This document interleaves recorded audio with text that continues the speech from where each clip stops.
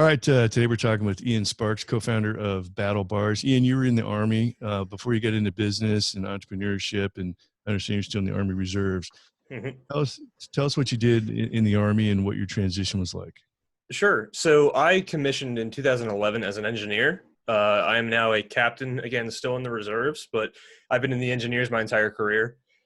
That has taken me to Afghanistan, Iraq, and most recently Syria. I spent the majority of my deployment in 2017 in Syria, a little time in Iraq. But I kind of hopped all over the place. I've had different roles. Most recent role was in command time. I spent a couple of years in command time more than usual, but I've kind of gotten to that point now in the career where I am able to start, exploring other things, and that's kind of what led me to start Battle Wars with my brother, and that's kind of where I'm at today. That's cool. So talk a little bit about your transition. I know you transitioned Sure. from active to the reserves, which is it's the exact same thing I did many years ago and ended up back on active after September 11th happened. But so I can relate a little bit, but as you talk about what your transition was like coming off of active duty. So I would say the transition in 2014, that was my first deployment to Afghanistan. That one I found a lot easier. I don't know why, but I think it was probably because I was still closer to my family and friends. The second time around when I came back, a little bit different. I was in a different town, different city, different people. So my network of support was a lot. They were all virtual at that point, so that was a little bit different. Mhm. That second transition was also a little bit tougher because we had a bit of a family tragedy, which I think you've probably seen a little bit from our company description. But that made that transition a lot difficult, a little more difficult rather. I had to utilize the mentorship and the mentors rather that I had grabbed while I was overseas and really lean on them heavily. And that's kind of how I got through that.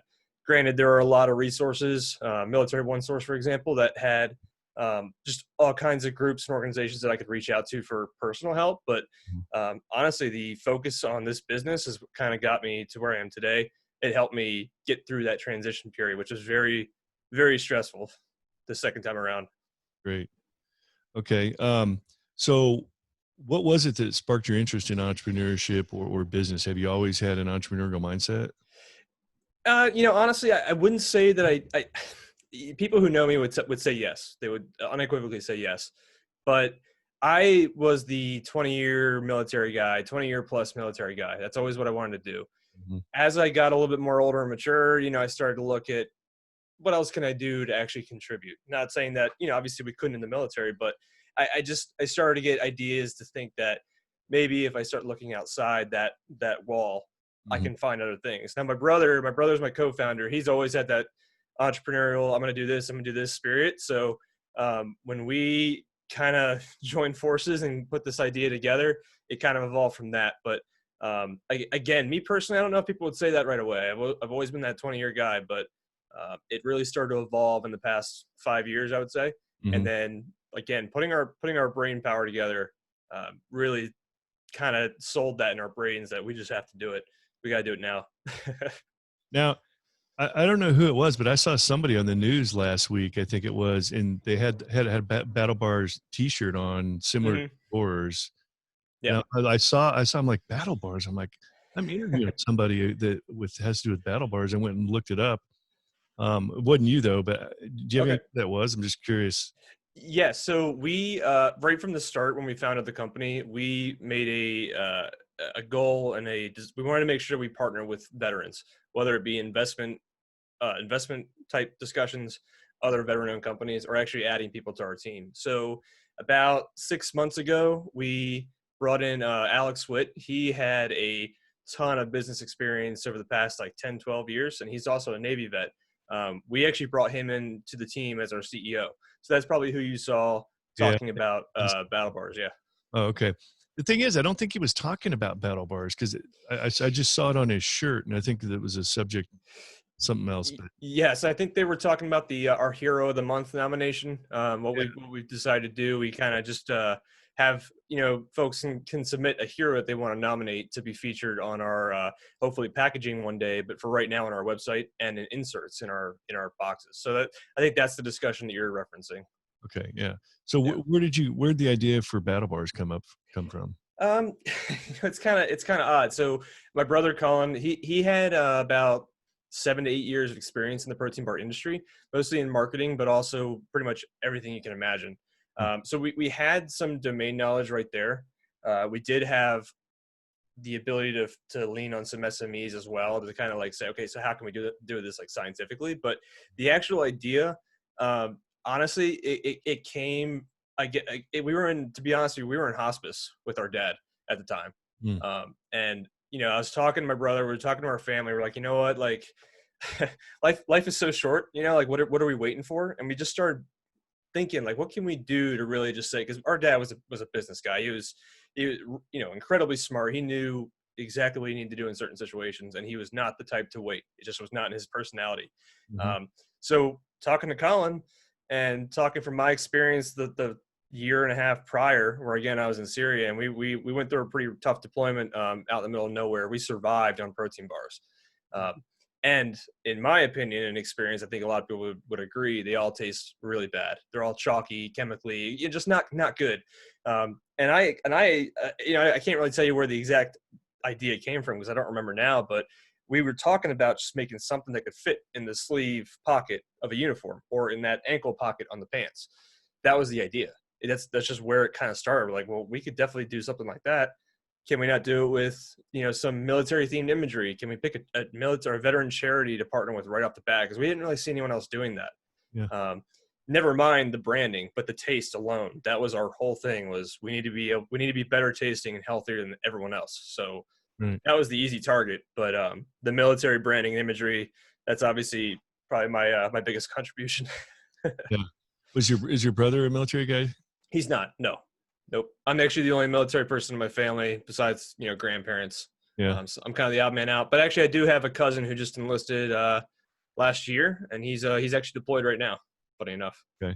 Yeah. Well, you certainly managed to cover the three biggest hot spots in recent time. So yeah. Uh, so talk a little bit about how the idea got started and what were your first steps, and what were some of your biggest Sure. obstacles in getting started? So the biggest obstacle was coming up with a name. We probably spent 3 to 4 weeks just trying to figure out a name that actually made sense. Battle bars sounds so simple, but for some reason it was not the first thing that came to our brains. Maybe that says a lot more about us. But once we landed on that, the difficult part at that point was, okay, so now where do we go from here? We did not have the capital to just to sit on. We didn't have that capability. We didn't have family members who could just dump a ton of money into this idea. Mhm. So the next hardest part of this whole experience was to try to find funding responsibly. And if we could, can we incorporate other veterans, people that we know, how can we do that? So once we had our name situated, we started just pushing out samples to people that we thought, like, we did get some samples done up in the meantime to kind of see if this proof of concept was going to work.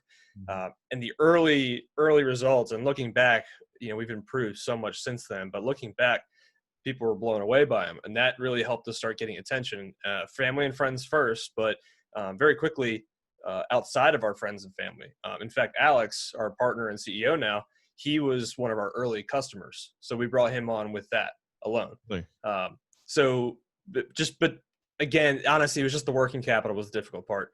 How do we, with us not having any legal experience from starting an LLC like this, how do we get around that? But one of the things I learned in the military, I know Colin learned in his job experience, is how to seek out SMEs and kind of how to know when you're not the smartest person in the room, so you can get that help you need. right. And once we did that, once we lined all that up, it really started coming together. I think we formed the LLC in August of 2018, and we launched that December. So we moved pretty quick once we got our feet wet. I mean, we really, in hindsight, it felt like forever. We were pretty quick. Uh, we were definitely fortunate that we were able to do that quickly. Yeah. Cool. All right. Well, hey, we're going to take a quick break and then we'll be right. Sure. All right. We're back talking with Army veteran Ian Sparks, co-founder of Battle Bars. So, Ian, when you guys started Battle Bars, you guys went to raise money initially. Mhm. Friends, family, and fools, like as But you're able to get some decent funding and get started. But where did the original recipe come from? How did were you guys actually making them in your kitchen? Talk through some of the beginning details about, no kidding, how did the first bar come about? Sure. So again, we were very fortunate. We literally hit the ground running. We definitely leveraged Colin's experience in the industry. He had been working with a 20-year bariatric doctor for about 20. Well, he's been in the industry for about 20 plus years now, based out of Palm Beach, Florida. So we kind of went to him as the SME and said, "Hey, how do we even start with something like this? We're not directly competing with anything that he was doing because it was a different branding and a different audience entirely. So that wasn't really an issue, but that was what we wanted to do. Just very bluntly go to him and say, how do you even get started in something like this? Now this individual, again, 20-year bariatric doctor, was excited enough by our idea and our goals alone that he actually decided to become a partner and invest, which is incredible. Yeah. And part of his investment and part of his partnership was to help us develop this formula that, one, was unique, that no one else was really doing. Two, would get that taste to combine with this uniqueness that no one else is really doing, and then kind of go from there. So with him, we had a base formula that he had experience with. After that, it came down to, what was I, like me personally, let's say I'm deployed, what am I looking for when I'm in the field? What kind of energy producing nutrients do I need? Beyond that, what would someone who is a gym rat want? What would someone who's working all day and just needs something on the go, like a delivery driver? How do we combine all of this into a product? After, I would say maybe a month or two of trial and error, just testing out these recipes, we landed on it. We developed the first flavor, which was a blueberry, which we called the Blue Falcon, which I'm sure as you as a veteran will appreciate. Couldn't pass up the opportunity to have that name tied to that product. But that was our first one. It had actual blueberries in it. It wasn't that thick, chalky paste that you see in a lot of protein bars. It was a protein whey crisp base.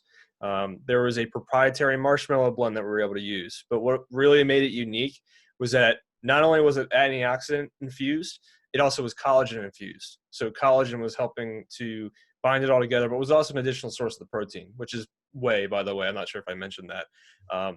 So the last little bit that made this very unique, we started out using high fructose corn syrup, which is in almost everything you can possibly find, right? We replaced that with tapioca within, I want to say, the first 2 to 3 months of launching. So we removed that big item right there, which people can debate all day long. That's fine. But either way, we took it out. Yeah. We also removed all the artificial sugars. So there's no artificial sweeteners at all. It's all natural, real sugar, which is a big deal. So the idea, big picture, something super clean, something military branded, something completely unique that's not on the market right now. There's a lot of copycat type competitors out there, but if you break it down, they're just not the same. It's just the reality. But we got them beat in taste, and I will go to my grave on that one. So yeah. But yeah, that's kind of how it crawled. It was a slow crawl. Again, I mean, I know the LLC was founded in August of 2018, but I want to say we started in maybe April, May, and then that time between launch which was in December. That was trying to get our artwork nailed down, which we were able to lean on a very talented graphic designer, Stephanie, who kind of took our inspiration for the Blue Falcon and said, "Hey, let's make this a thing." And she came up with a great mascot for us. But yeah, that was kind of that first not even full year was rapid fire. But it took a lot of trips down to Florida. I'm in Pennsylvania. I'm lucky that Colin was down in Florida to be close to the bakery. But we didn't start it in our kitchen. We started with an experienced doctor in a I want to say it's 40,000 square foot bakery, who was kind enough to believe in our idea and our vision and partner with us from the start. So we were shooting above the waist from the start right there. Okay, so here's a question. Sure. Most of us know anything that we pay attention to what's good for us and what's not. Right. Most of us know what's good for us and what and the companies that make all the food, all the power bars and kind of bars, they all know what's good for us too. Yeah. it becomes blatantly obvious what should be in something and what should not. So why is it, do you suppose, being in the industry now, Mhm. most companies put stuff in it that shouldn't be there? It's cheaper. It's far cheaper. We, we're what, 2 years into this business now, and we've looked at the numbers. We've looked at these. We've had these discussions too, and you definitely pay for quality. I mean, everyone says that you get what you pay for. It's Mhm, not always the case. I mean, there are competing brands to ours that cost more than ours, mhm. and I I don't know how they can charge it, to be perfectly blunt with you. But that's the bottom line. It's a lot cheaper to put this other stuff in there. It just makes more sense, really, economically, for your margins. It really does. Yeah. And that's really the only reason. We haven't encountered any issues with supply, even through the COVID chaos. We haven't run into any problems with that. We haven't had any issues related to that. The only thing that the reality is that it's not cheap Like overall. like Um, high fructose corn syrup is way cheaper than tapioca. Is that yes, yeah, very much so. And collagen is not a cheap resource either. There are some U.S. providers. Some of it comes from Asia, but we avoid all that. But that's not a cheap source to get either. But it's just surprising because with what's going on mhm, in the food industry these days, and you got Whole Foods, and or people are willing to pay 3 or 4 sure, times as much just because it's got the word organic on it. yep. It's like, yeah, it might be cheaper to produce it the old way, but it seems obvious that maybe it's not the case. It seems like the case that people are willing to pay more if it's truly better, but that's And not. honestly, I mean, we have if you look at our store, for example, we have a 3 times the normal standard for return customers, which is incredible. And I honestly think, one, is because I think it's because of who we are as a company, that I myself, as one of the founders, and my brother Colin and Alex, we answer customer service emails ourselves. That's a good start right there. I mean, we're very upfront and like, hey, we're here. But honestly, you taste the quality right away. You can feel the quality. You can see the quality. It's worth it, and it drives those people coming back. I think. I mean, they see the chunks of blueberry, they see the chunks of strawberry. They're not seeing that paste. They're not tasting the chalk and the chemicals. Why would they go back and buy something else? Mhm. It's worth it. It really is, and it's better for you in the long run. And do your bars, last as long as a lot of the other ones that are out there? Like, if you're in the field or got it stuffed in your pocket for days on end? So, that's one of the upsides and downsides, right? We don't put the preservatives in these bars that make them last for a year or two. They'll they'll never probably be in an MRE unless we kind of tweak how we want to approach it, because that's just not what they're designed for. They're good for over, I think it's 530 days after the date of production. Don't quote me on that. They are perfectly fine up until that point, but like any fresh product, the best time to eat is between the day after it's been produced and baked, or produced, and then I think we say 3 months. That's like the best time. But most people, that's when they are eating protein bars. It's within that time period. Yeah. Um, but they do. I mean, I can eat one a year later and it's perfectly fine. But ultimate freshness, that really really good way crisp base, and the marshmallow it's good at that sweet spot of 3 months. Yeah. But the That's preservatives are a big deal. that's gonna be one of my questions about you. Yeah. We're gonna be able to get MREs, but it's I, kind of. I would love to. I think it's doable, but as you know, with any government contract, that takes some time. One of our goals would be to try to get in the Army or Navy exchange. I think we'd be a good fit on an Army or Navy base. Oh, One, yeah. because of our branding, but two, just because of who we're supporting with our veteran charities and whatnot. And It's just a yeah, how important is has the branding been? I mean, obviously you got the right ingredients and the right taste, sure. and the right, mission behind it as far as health is concerned. How important Sure. is the branding of everything to what you guys are doing? It's definitely an intense branding. It's all military themed, some of it in a humorous way. It's not, the K bar has a literal K bar printed on the cover with gold wrapping around it. It stands out, and it's not the type that you'd picture it like a, I don't know, just one on the shelf. But Yeah. the branding is, we're evolving, we're maturing as well, but it definitely stands out. I know when we first, and you've seen our logo, it's got this skull. I know when we first came up with this branding idea, we were like, should we put a skull on a food product? You know, people are going to be weird about that. But I think people know, they understand that we're a military themed brand. Obviously, this food is completely healthy for you and are good for you. Um, but that's our whole thing is, you know, intensity. It doesn't have to be a military person enjoying, but I think people align with that intensity and you know, I guess the determination that we put into our branding as well. Yeah. But we've had nothing Yeah. but great feedback. You're definitely niched. You definitely niched down and focused, not Mhm. necessarily just on military type people, but maybe Sure, military mindset kind of thing or sure. super elite. Um, so you can laser focus on that niche, which is great. Yeah. Do you think that's affected your business model in any way, as you don't appeal to the general consumer, or the soccer mom's not going to buy the K bar, I with mean, a skull on it, or do you think yeah, it I mean, helped I think with almost any type of brand or that you have, you're gonna cut someone out at some point, uh-huh. regardless. Like I'm not a keto guy personally, so I would never buy a keto bar. I'm off their market right away. But it's funny. We introduced a strawberry flavor recently, and we saw, I want to say, almost like a 15 to 20% increase of women aged 20 to 27, something, again, don't quote me, but we Hmm. saw an increase in women buying that flavor alone because maybe there's just an appeal. It's hard to tell. I mean, like I said, there's always going to be a chance that we're going to close off to someone. Not everyone likes the military. Sure. You know what I mean?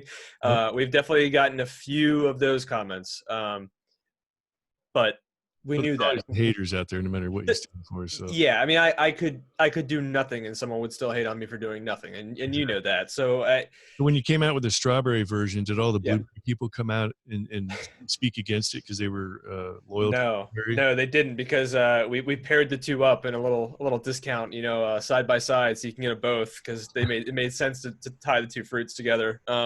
But no, people love them both. If what we've seen, if someone buys a strawberry, they usually get snag a blueberry right after. Mhm. So it worked out for us. But yeah, it's been interesting to see. Again, we are maturing. We got some really exciting things coming out in August surrounding our branding overall. Our soul and our core is still going to be there, but it's going to be. I'm really excited about it. It's going to be awesome.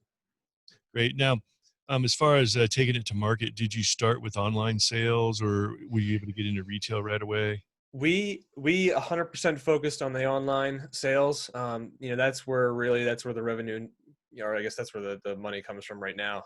We started tiptoeing into gyms. I want to say maybe 4 or 5 months after we launched. We started the tiptoe process, and that was people coming to us. I did do some door to door salesman stuff for a while when we first launched because I wanted to get the name out there, Hmm. which actually was received pretty well, and we got some gyms lined up. But there was a chain of nutritional stores out in the Midwest called Max Muscle. Not sure if you're familiar with Max Muscle.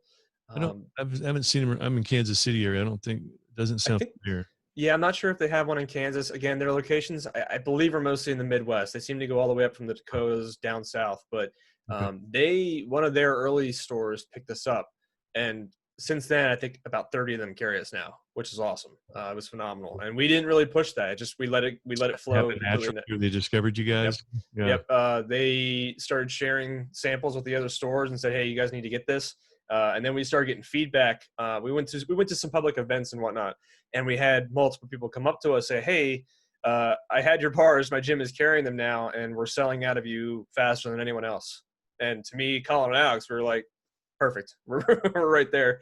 But the online focus is definitely the focus. We're not anticipating going to Amazon or anything like that anytime soon. Um, we wanna build our customer base uh, ourselves, if that makes sense. And we're doing a really good job with that by the way we're doing this. We're approaching people, we're networking, we're getting samples out to people to try. Once they try them, they're sold. They understand what we're working with. Yeah. That's awesome. Yeah. So you're also partnering with Enduring Warrior, and you got some other aspects of your company supporting veteran organizations. You want to talk about that? Yes. So Operation Enduring Warrior. They're at enduringwarrior.org. Yes.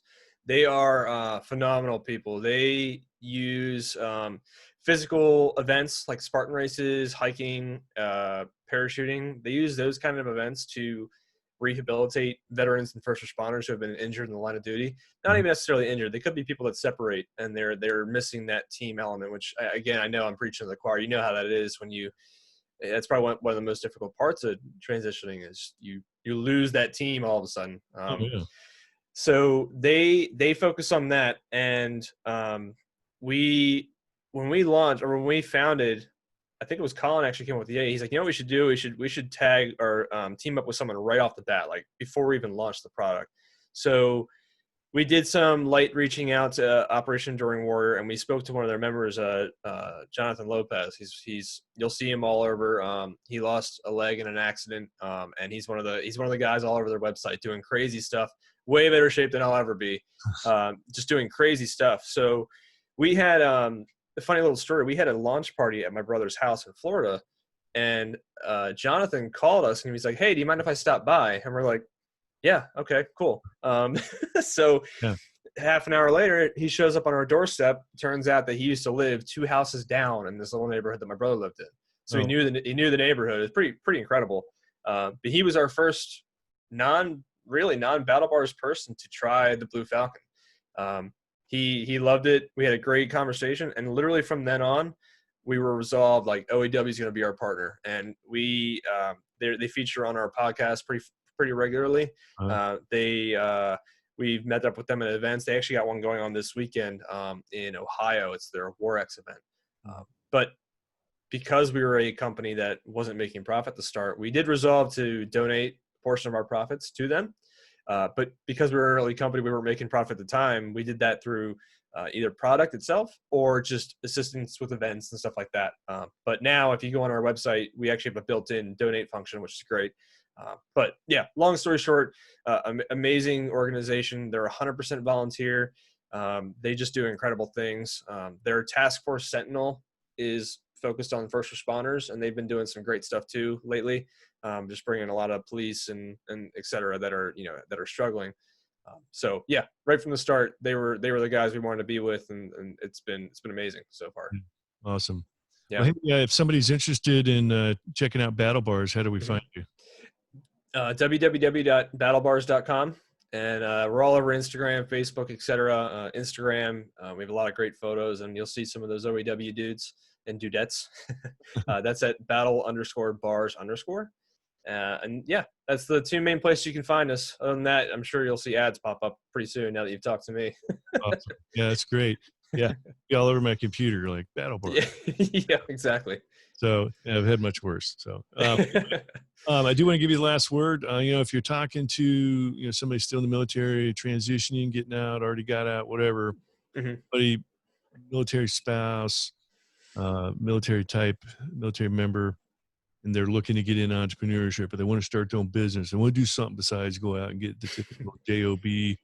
Especially nowadays, I can even go get a job in a cube farm. Yeah. Everything's shut down. But what kind of advice do you have for somebody that's really wanting to get into entrepreneurship or run their own business? I would say one, be patient. It's not going to come overnight for sure. Mhm. Two, you need to identify your own weaknesses and fill those gaps early on in the process as best you can. That's helped me a lot throughout this whole thing. Just trying to understand where we have weaknesses and kind of adapt and overcome from there. Mhm. Um, and then really just don't be disheartened by not having things you don't think you have. I mean, like 2 years ago, we didn't have cash, we didn't have a website, we didn't have a product, Mhm. we didn't have a team, and here we are. Not even a full 2 years. Well, 2 years later now. Yeah. So really, just that's it. Just don't get disheartened. It'll come if you put the time and the research into it. Awesome. Yeah, Well, hey, Ian, thanks for sharing your entrepreneurial success story. Good luck to you and your brother and everybody else there at Battle appreciate Bars. And we'll have you on the show here another year or two when you guys become world famous and it. millionaires. And There you yeah, so go. look forward to your future success. Appreciate Thank your you. service and all those hot spots. Yeah, Glad you made it out okay. thank So, you. all right, we appreciate it. And so that's it. These two veterans are Oscar Mike.